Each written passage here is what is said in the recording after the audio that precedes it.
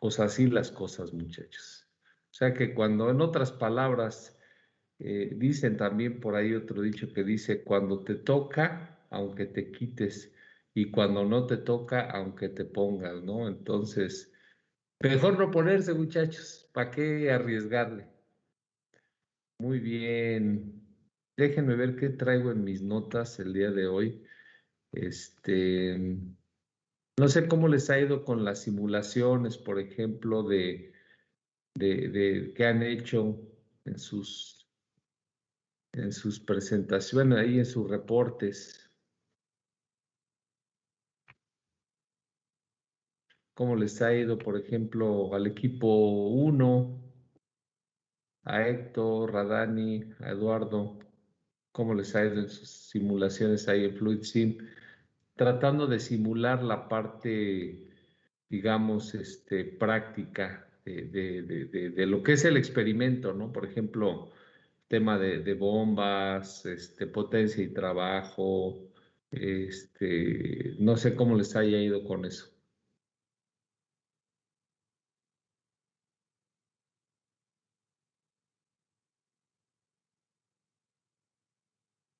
A ver, ahí está Héctor. Héctor, cuéntame algo. ¿Qué tal, profe? El día de hoy. Pues bien, ahora sí que tratamos de hacer lo más que podemos, ¿no? Pues, sí están luego todos los componentes, pero Exacto. pues hay cosas que luego pues no te puede dar, ¿no? Ya lo vimos en otras prácticas como lo que son las pérdidas. Ujú. Por ser un programa, pues como que es bastante idealizado, pero pues hay otras cosas que sí nos puede dar. Correcto. Bueno. Bueno, pues iniciemos el día de hoy, ya prácticamente estamos la mayoría y vamos a iniciar el día de hoy para irnos también relativamente rápido. Déjenme. Hoy traemos algo de información y bueno, también traemos por ahí el equipo que va a presentar eh, válvulas de control de dirección, que es el equipo 2. No sé cómo venga el equipo 2, venga preparado, ya listo con su presentación. Sí, profe. Perfecto.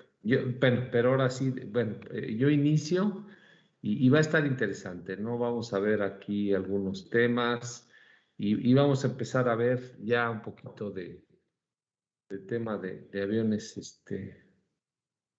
modernos. Bueno, vamos a dejar esto. Vamos a ver.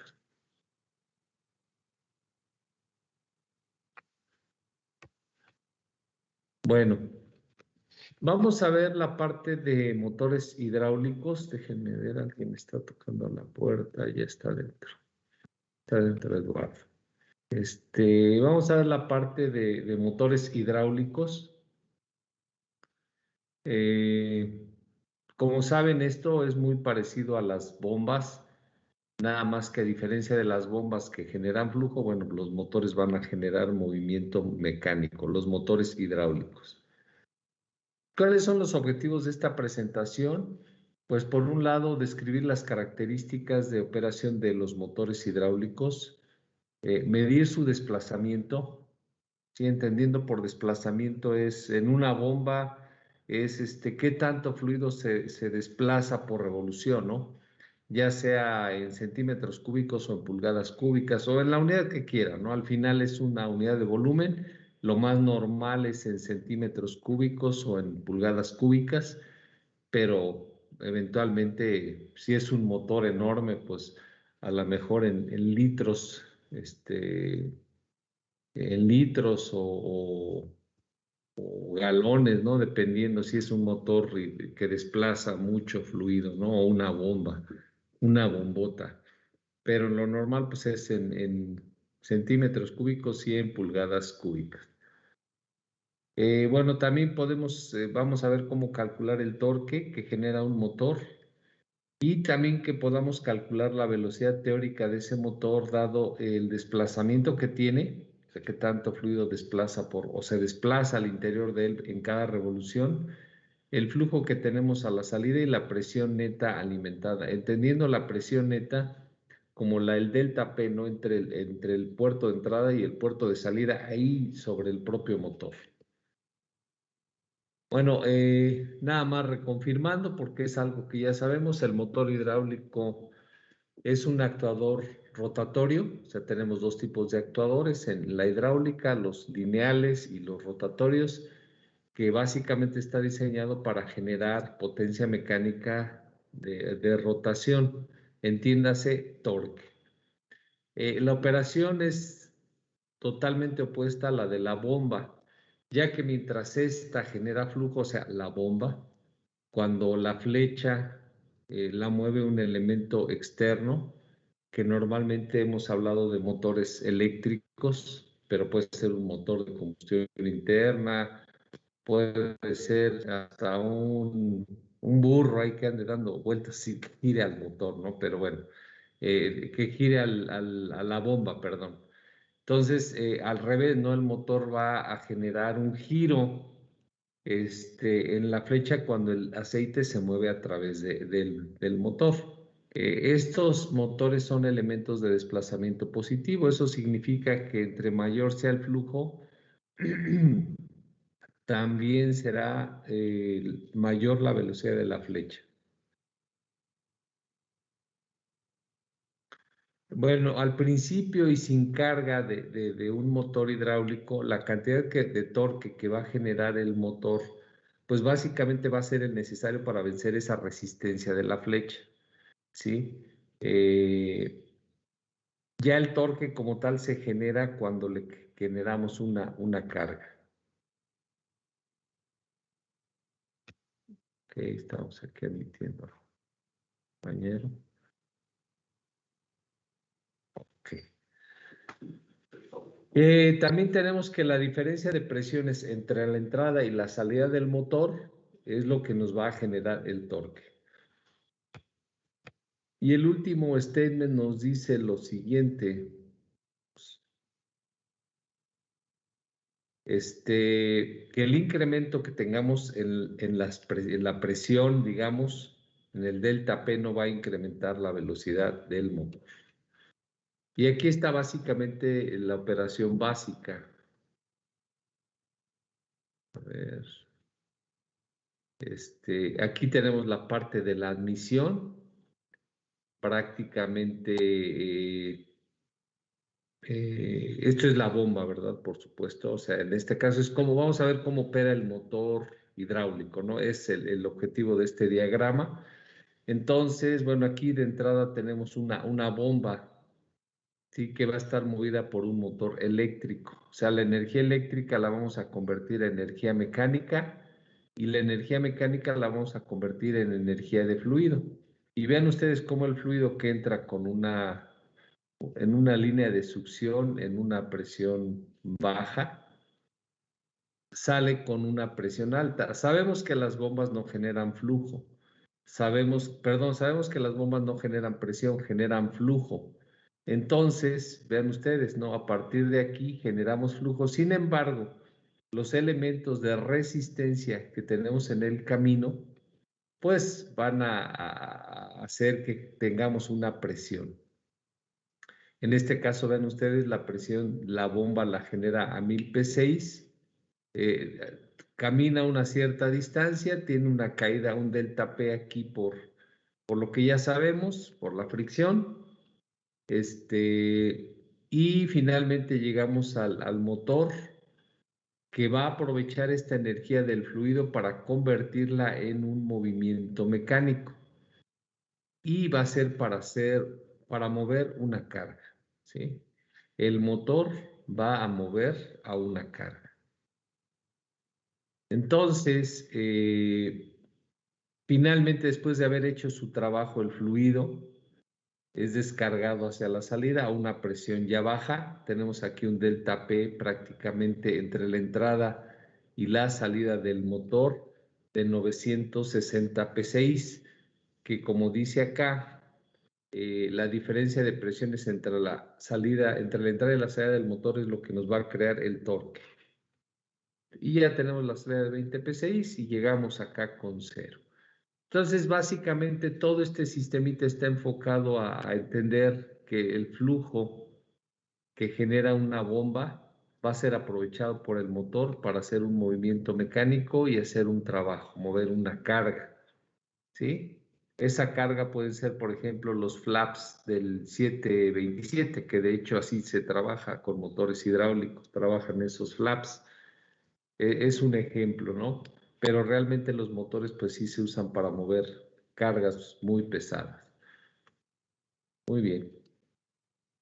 Y al igual que las bombas, que fue un tema muy bien expuesto por el equipo que así lo hizo, básicamente así de manera muy general tenemos de 3 tipos, engranes, paletas y pistón.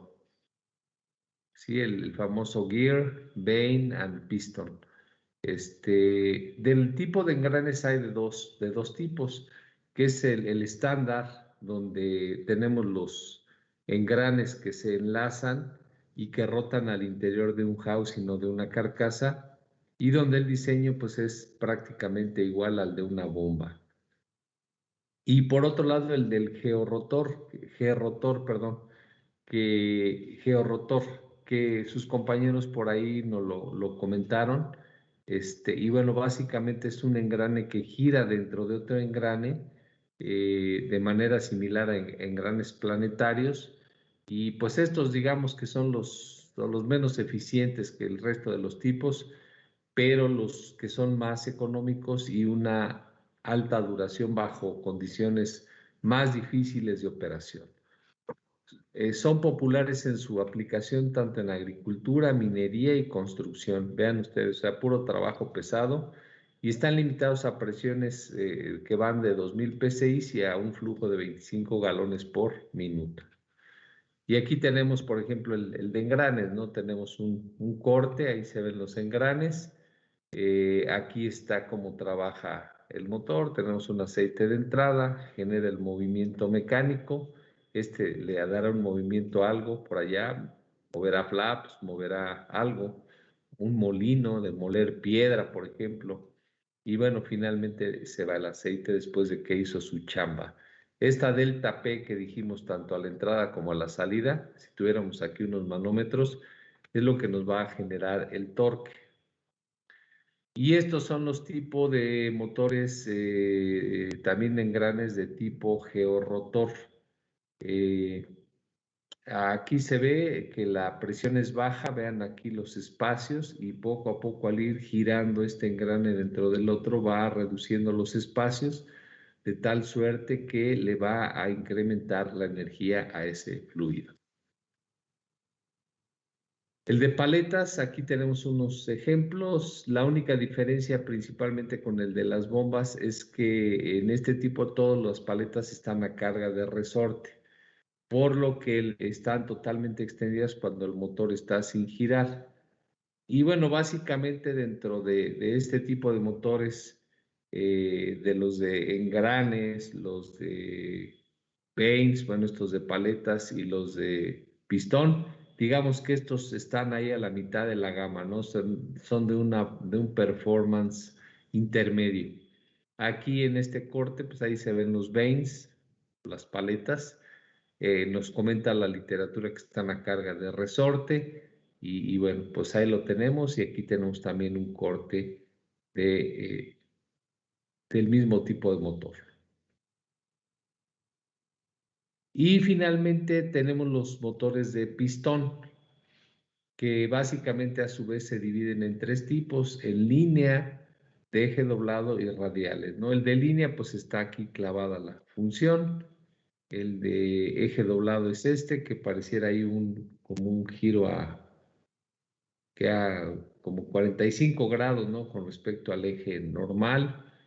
Y el de radial, ¿no? Que es así como nuestros motores radiales, ¿no? Por ejemplo, para los aviones. Básicamente se utilizan donde requerimos tener controlada la velocidad podemos regularla de tal suerte que tengamos baja velocidad de un alto torque o una alta velocidad, pero un bajo torque. La eficiencia volumétrica de la que platicábamos, por ejemplo, en las bombas, pues es alta, ¿no? Para este tipo de motores y bueno, son los que cuestan más, ¿no? Son los más caros. Para calcular la velocidad del motor, pues lo que tenemos que tener en mente es que es proporcional directamente a lo que viene siendo el flujo e inversamente proporcional a su desplazamiento. Y ahí tenemos la fórmula. La fórmula para calcular esa velocidad en la flecha va a ser igual al flujo que está pasando por ese motor dividido entre su desplazamiento, ¿no? ¿Qué tanto fluido desplaza por cada revolución? Como pueden ver, aquí está en sistema inglés, en pulgadas cúbicas por revolución, y para el sistema internacional lo tenemos en centímetros cúbicos por revolución. A ver, permítanme un segundito.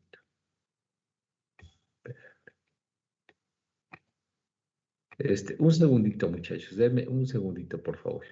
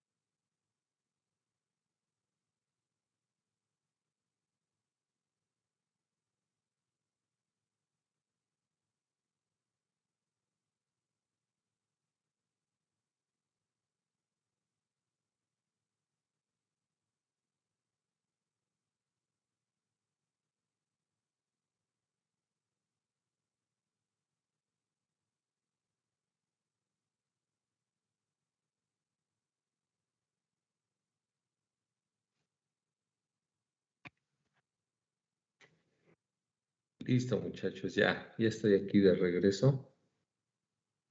Ahí estoy. Ok, volvemos. Están viendo mi pantalla, ¿verdad, muchachos?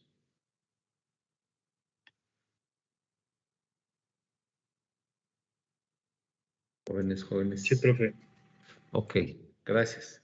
Entonces, lo que decíamos, ¿no? La velocidad a la que va a girar el motor prácticamente va a ser directamente proporcional al flujo e inversamente proporcional al desplazamiento, ¿vale? Entonces, lo tenemos en sistema inglés y al final, y en sistema internacional, el giro que tenemos ahí en la flecha. Y bueno, también lo que nos dice aquí es que aquí ya también tiene que ver lo que es la eficiencia volumétrica. También la cantidad real de la velocidad va a depender de esa eficiencia volumétrica del motor, que se acuerdan que para eso nos dan gráficas, ¿no? Entonces, bueno, tenemos que la velocidad real, digamos, acá está la teórica, pero la real va a ser esta velocidad teórica multiplicada por la eficiencia volumétrica en porcentajes, si es del 80, del 70, dividido entre 100, ¿no? Entonces, prácticamente esta velocidad teórica la estaremos multiplicando por 0.8, por 0.9, por 0.85, por lo que tenga, digamos, de eficiencia volumétrica ese motor, ¿vale? Bueno, platiquemos un poquito del torque que nos va a estar generando a la salida ese motor hidráulico. Básicamente, como lo comentábamos al principio, o era uno de los statements que mencionábamos al principio, es que este torque es proporcional a la diferencia de presiones, o sea, el delta P entre la entrada y la salida, y al propio desplazamiento, ¿no? También el bendito desplazamiento tiene que ver prácticamente en todo, ¿no? ¿Qué tanto fluido desplaza en cada revolución? En este caso, el motor. Y entonces ese torque teórico, ¿sí? Va a ser igual al desplazamiento por revolución por ese delta P, o sea, esa diferencia de presiones entre la entrada y la salida, dividido en 6.28 para tener el torque en libra pulgada, ¿sí? Estando las unidades, el desplazamiento en pulgadas cúbicas por revolución y la presión en P6. Y para el caso de tener un torque en newtons metro, vamos a tener el desplazamiento en centímetros cúbicos por revolución, la presión en kilopascales y multiplicado por 159 y dividido entre 100, ¿vale? Que bueno, estaría fácil, ¿no? Más bien multiplicado por 1,59 el desplazamiento y la presión. Pero bueno, esta es la fórmula que nos presentan ahí en el librito y pues como tal no hay problema. Bueno, ¿qué tanta potencia genera un motor hidráulico? Bueno, para poderla calcular tenemos que conocer la velocidad de giro de la flecha y el torque que está desarrollando. Entonces, digamos, la potencia mecánica que genera el motor hidráulico tiene que ver con el torque, como dijimos, y la velocidad dividido entre este factor, ¿sí? Y tenemos en HPs, siempre y cuando el torque esté en libra pulgada y la velocidad, bueno, en revoluciones por minuto. Y para el caso del sistema internacional, el torque deberá estar en newtons metro. La velocidad de giro esa no cambia, son revoluciones por minuto, pero dividido entre esta constante para tener la potencia en kilowatts. La potencia que está generando, digamos, ese motor hidráulico. Prácticamente con eso, pues como pueden ver, de hecho, un motor y una bomba, pues hay inclusive que podemos usarlo hasta de la bomba de motor y el motor de bomba, ¿no? Que son muy parecidos y bueno, pues básicamente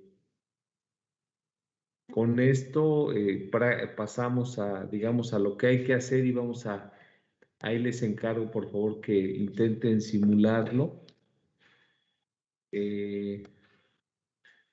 Veamos.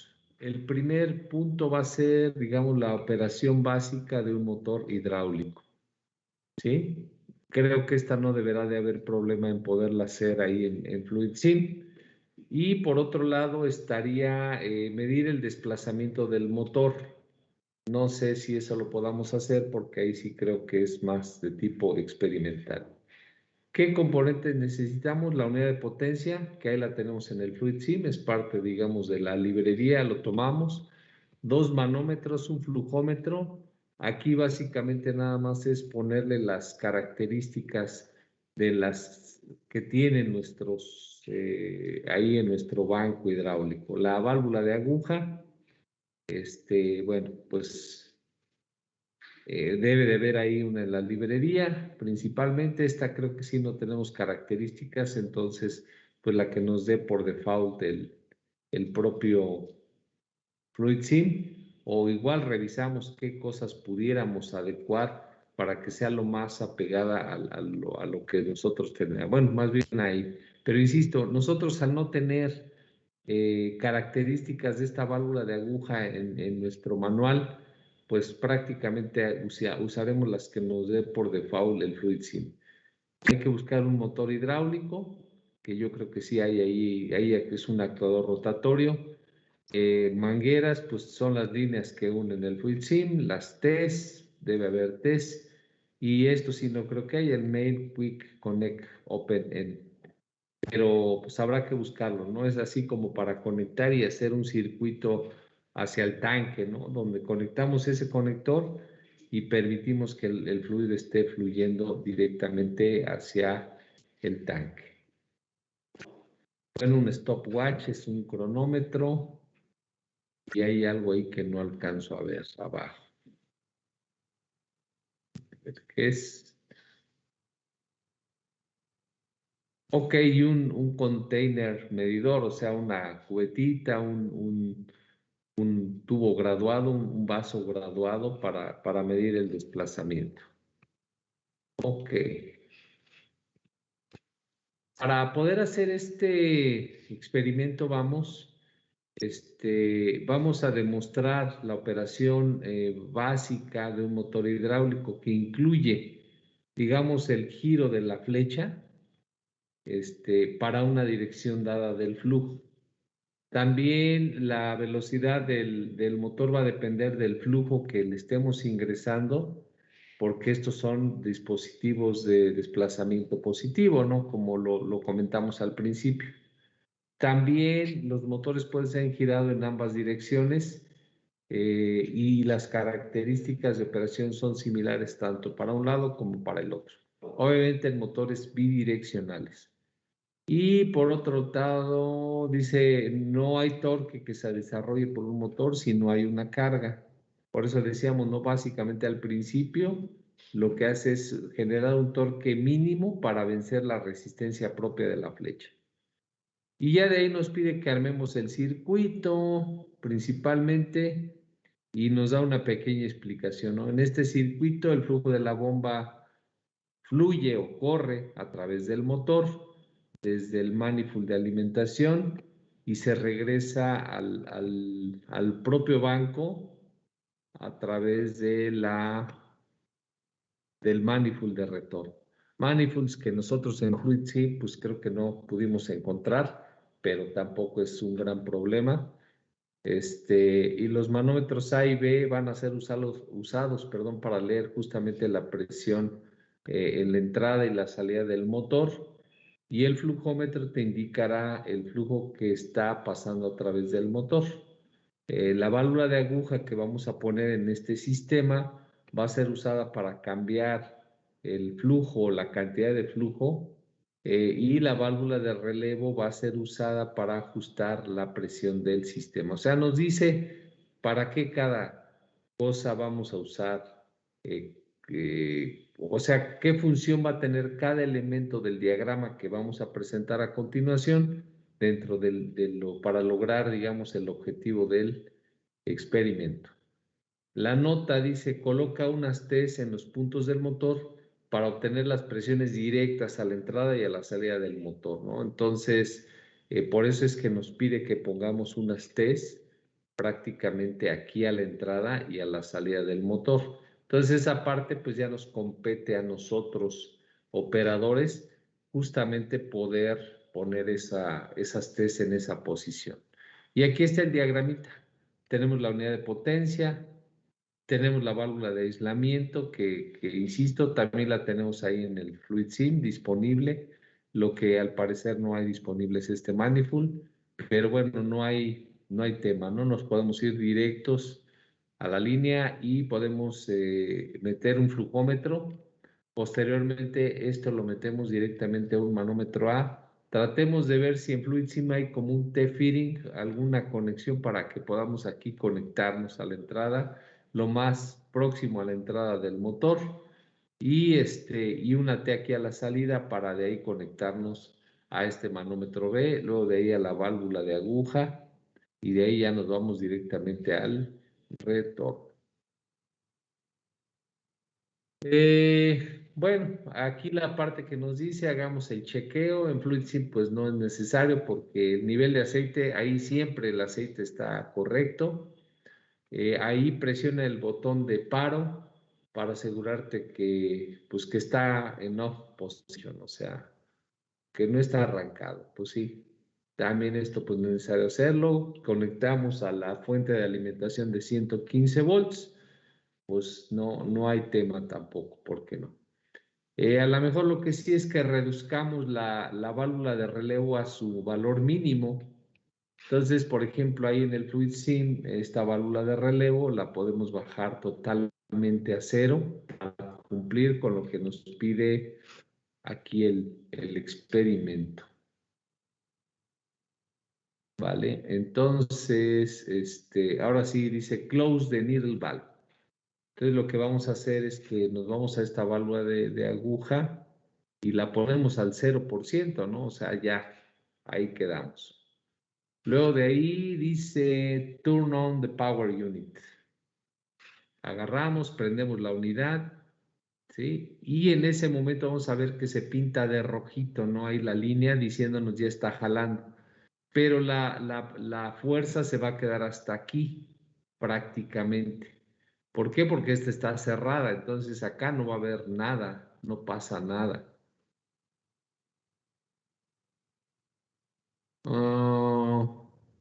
Bueno, eh, dice incrementa el valor de la presión hasta que alcancemos un valor de 300 PSI. Entonces vamos a empezar a incrementar la presión.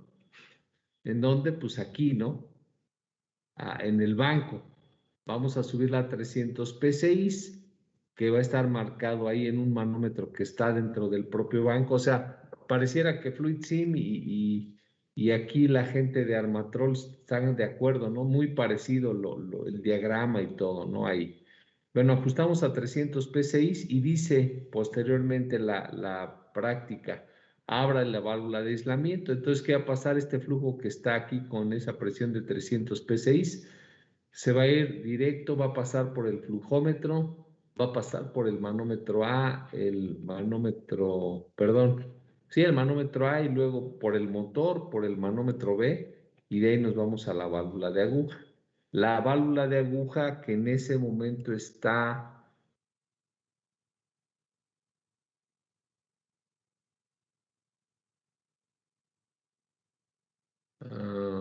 completamente cerrada, ¿sí?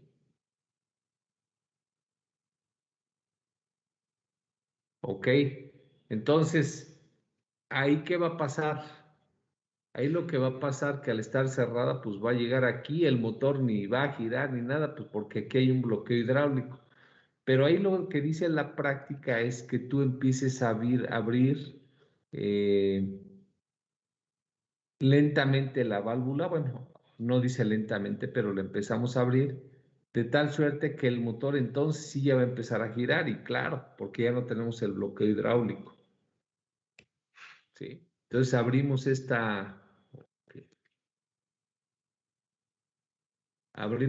válvula y entonces el motor debe de empezar a girar, ¿vale? Y bueno, esto ya se va al retorno.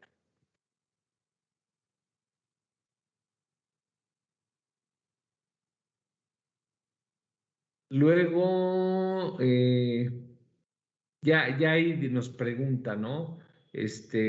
cuando el flujo fluye del puerto A al puerto B, causa que el motor gire y nos pregunta en qué dirección gira, a favor o en contra de las manecillas del reloj.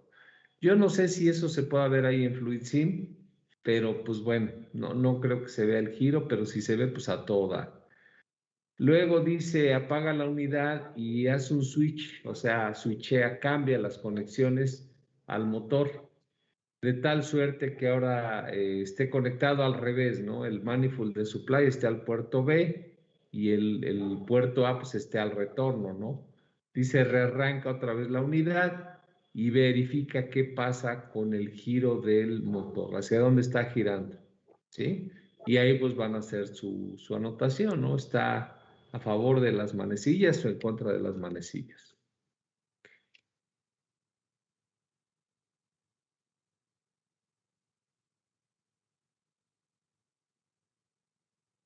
Lo que sigue es ahí inclusive hasta nos dice qué va a pasar, ¿no? Dice, you should have observed that the motor's direction is reversed when the flow is reversed. O sea, que cambiamos el flujo y va a girar en sentido contrario, ¿no? Ojalá, no sé si ahí en el FluidSim se vea el giro del motor, pero bueno. Si no, pues no hay problema. Dice, ahora ajusta el circuito siguiendo los siguientes pasos de tal forma que tú puedas probar el efecto de la presión, bueno, pues de tal forma que tú puedas comprobar que el efecto de la presión no tiene, digamos, injerencia en la velocidad del motor. Y otra vez te vuelve a dar instrucciones, close the needle valve, ¿sí? Totalmente las cierras al 0% en nuestros casos ahí del FluidSim. Y ahora sí vamos a ajustar la presión a un valor de 500 P6. Eso debemos de ponerlo aquí en de tal suerte que esto lo pudiéramos ver en el manómetro B. Se abre por completo la válvula de needle valve, o sea, aquí supuestamente 500, aquí abrimos por completo la válvula de aguja, ajá, de tal suerte que pudiéramos estar viendo, bueno, la abres por completo, no vamos a poder ver que el motor está girando a 2500 revoluciones por minuto según lo que yo visualizo. Y esto, bueno, esa es la velocidad más alta, ¿no? A la que puede girar el motor. Posteriormente, cierras la válvula de aguja hasta que el manómetro B lea la mitad. Miren, estaba en 500, baja a 250. Y ya se registra en la carta inferior la presión de entrada al motor, que es lo que marca el gauge A, y el flujo que está pasando a través del motor. ¿Sí? También dice que pongamos atención en el ruido, digamos, de giro del motor. Y dice, si tú tienes un tacómetro disponible, colócalo en la flecha para medir la velocidad del motor. Pero al final todo esto tiene que ver propiamente que lo que decíamos, ¿no? Que la diferencia de presiones no tiene, bueno, vamos a, para no equivocarme.